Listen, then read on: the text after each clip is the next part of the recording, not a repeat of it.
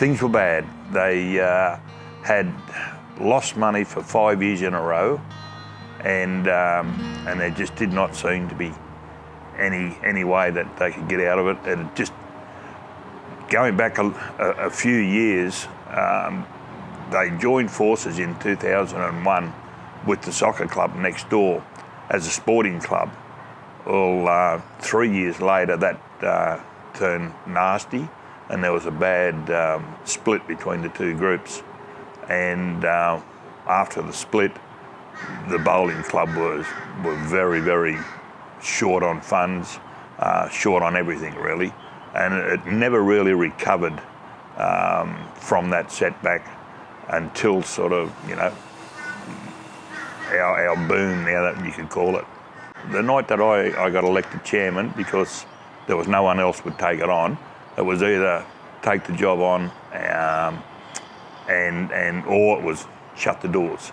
So I didn't want that to happen, because I'd only been involved with the club for 12 months and I'd only moved to the area, and I thought, well, I want to play bowls and I don't want to have to find somewhere else. And the people were fantastic. The members here were great, welcomed me with open arms. So I took the job on and I went home and I thought, what do I do? Do I just let it wither on the vine and close it down eventually, or do I get in and have a crack and see what happens? If it doesn't work, well, we've lost nothing. And at that stage, I had a new treasurer as well, and he was a dynamic young bloke. So we got our heads together and brought along all the members with us and the board, and so we decided to sort of try and lift things. When I took over, we were told that there was an offer from council for a consultant to help out because things were bad for 12 months. And so I immediately took up that offer, rang our go-to man, and Chris was the first contact. He came down and introduced himself, and he came to our board meetings every now and again. The thing that he did advise us was the first meeting he attended, we had so many ideas that we wanted to do. And the next time he came back and he said, look, he said, I listed everything that you wanted to do. He said, there was about 43 different things he said I've listed. So he said, you've got to sort of prioritise it. And he was the guiding hand. He rewrote our constitution for us, which was a great effort. And he was the one that we sounded out all the time, and the advice that he'd give us was second to none. The first thing we did was engage with the community. A lot of people didn't know where Wellers Hill Bowls Club was, because it's in the suburb of Tarragindi, but and there was another bowls club called Tarragindi Bowls Club, and it had shut down for development. So, but a lot of people didn't know where we were.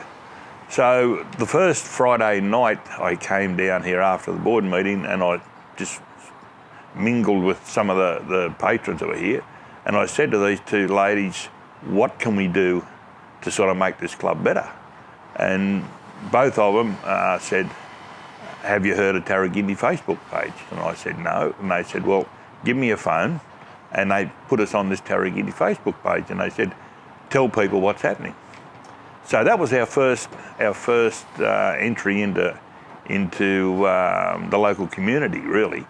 And so I started putting a couple of posts on there, and we got some feedback, and we got some more patrons out of it. And I thought, gee, this is a bit of a winner here. So that's how we all got started, and we were poking along.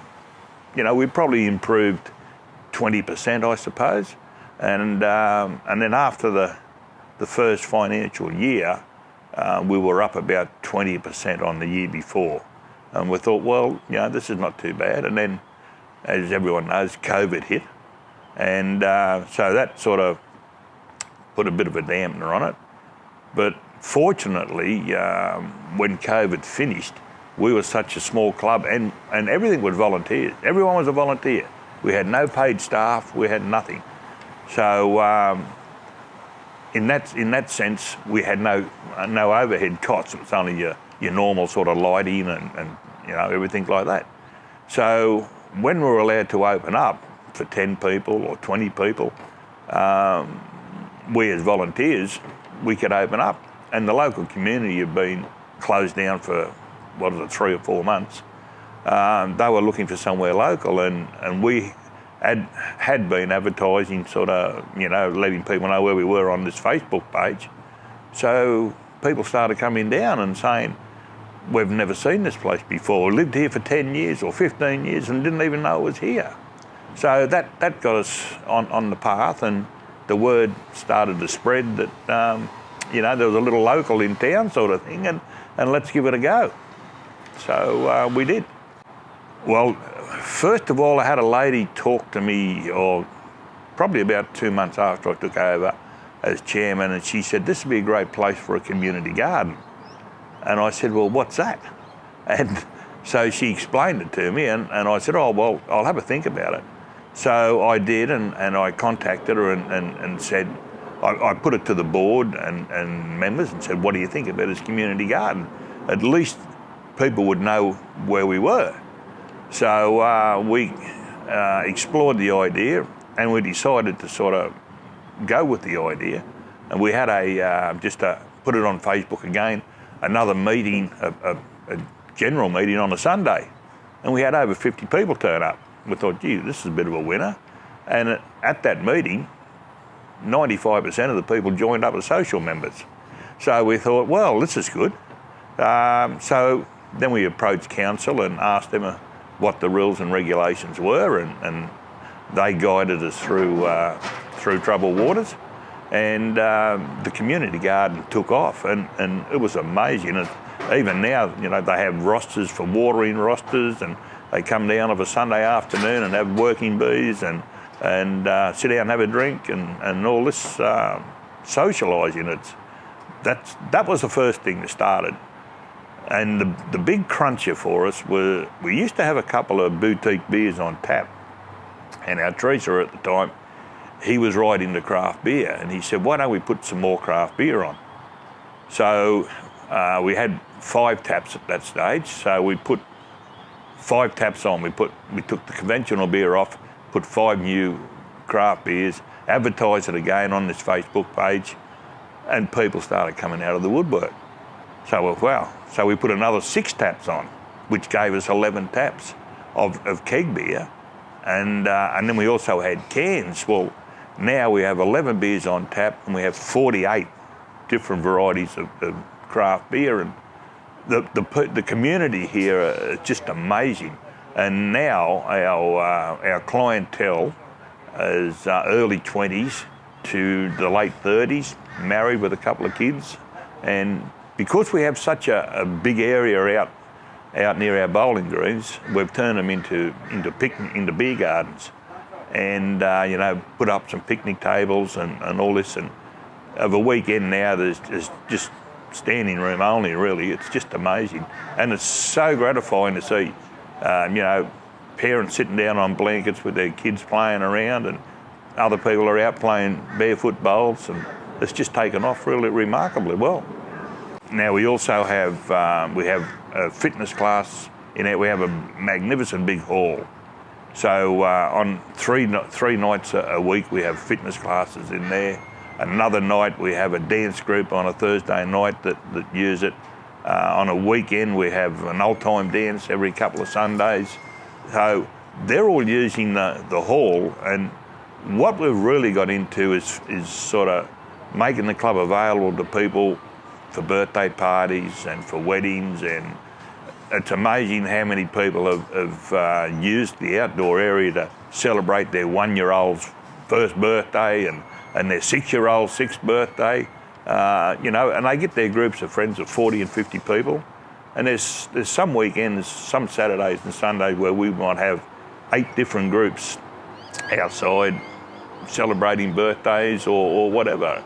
So that has really strengthened us, plus the fact that they love this craft beer, and we've hit a winner with that. What we do is we have food trucks, and which is very, very, very popular, And if we didn't have the alcohol, the food trucks would still be an attraction for people to come to the picnic area.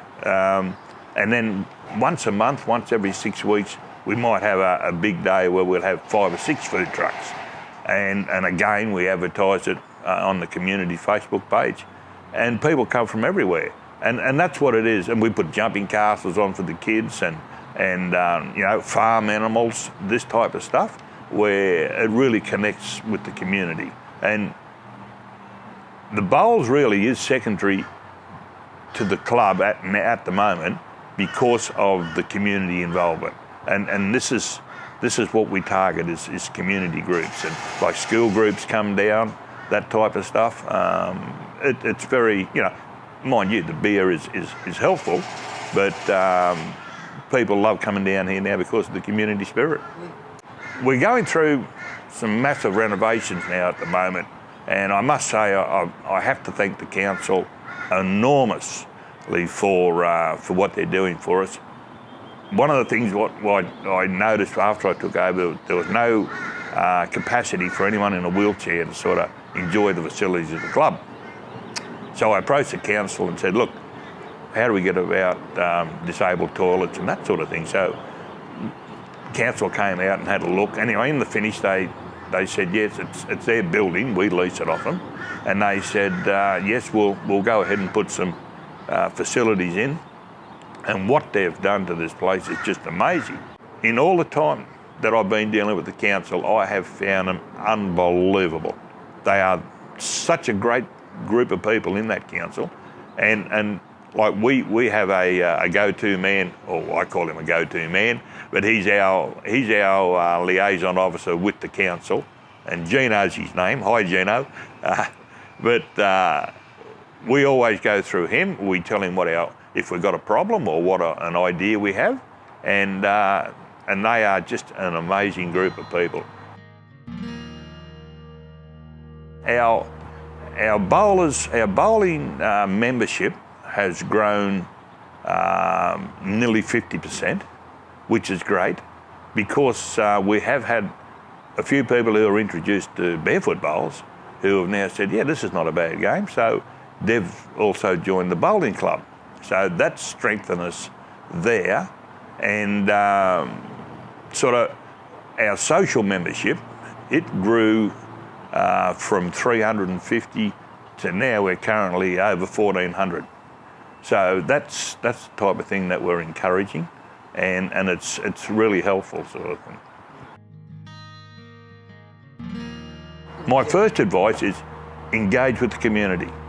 Let them know where you are, let them know what you're about, but the first thing is engage in the community and get into their community Facebook pages. Every community's got a Facebook page.